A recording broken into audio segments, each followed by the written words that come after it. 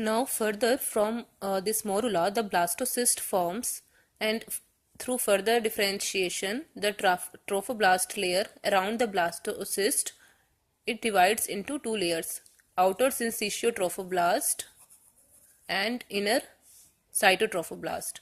Okay, this syncytial trophoblast, it secretes a hormone called as human chorionic gonadotropin.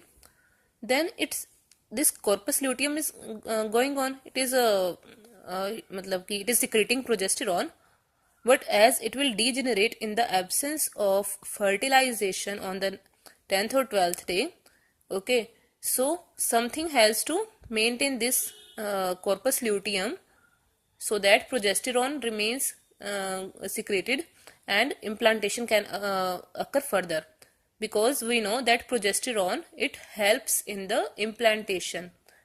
Now what happens is, this human chorionic gonadotropin, it sends the message to corpus luteum, okay, and sends the message that fertilization is going on, implantation is going on, and you should secrete more and more progesterone.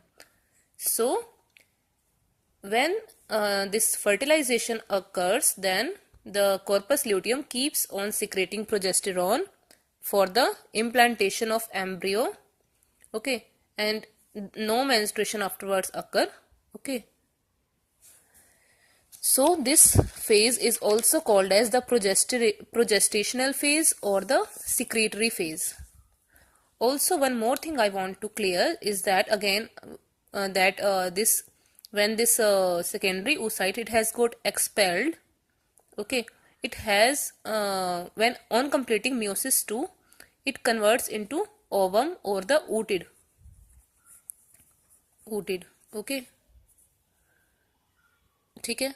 And this transport of oocyte, secondary oocyte, is to the ampulla is through sweeping movements and this motion of this cilia on the epithelial lining, okay.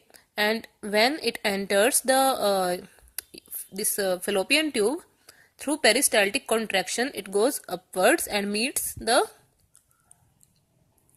sperm, and there zygote is formed, okay. So on the whole, you can say that this fertilized oocyte, it reaches the uterine lumen in 3 to 4 days. This was the case when the HCG has formed, that is when the fertilization has occurred. But if fertilization does not occur, then this corpus luteum, it gets degenerated. After some time, this corpus luteum starts shrinking, okay, and forms a fibrous scar tissue which is called as corpus albicans.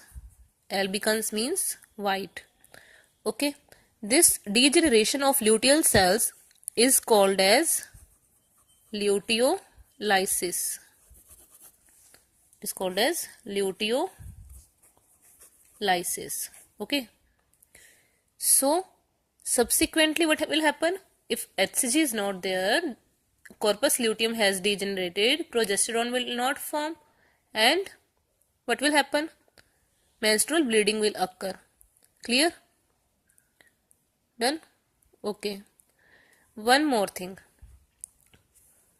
This HCG is sending messages to corpus luteum to secrete progesterone to maintain the implantation of this embryo in the uterine wall. But at the end of 4th month,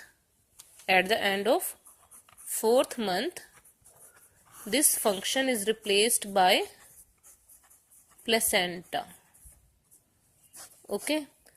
And if this corpus luteum, it gets removed before 4 months, it leads to what will it will lead to? It will lead to spontaneous abortion. Done? Here is one correction. The morula is formed at third day and reaches uterus on fourth day. That is, morula formation is third day on third day and reaches uterus at